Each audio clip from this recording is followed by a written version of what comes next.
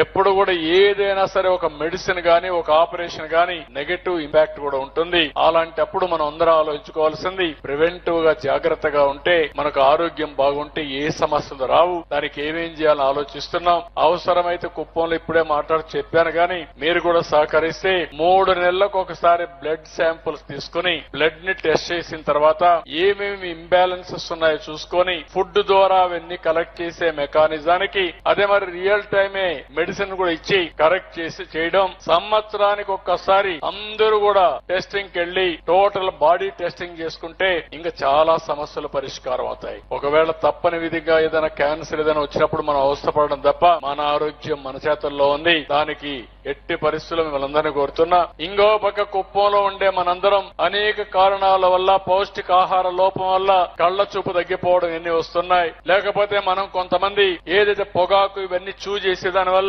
పండ్లు కూడా సమస్యలు వచ్చి క్యాన్సర్ దారి తీసే పరిస్థితి వస్తుంది. అవన్నీ కూడా అవసరమైతే 1కి 4 సార్లు స్క్రీనింగ్ చేయడమే కాకుండా క్లీనింగ్ కూడా చేయగలిగితే చాలా వరకు ఉపయోగపడుతుంది. దానికి కూడా నేను శ్రీకారం చుడతా. సహకరించే బాధ్యత మన కుప్పం నియోజకవర్గం పైన మీ అందరి పైన ఉందని చెప్పి నేను మీకు తెలియజేస్తున్నా.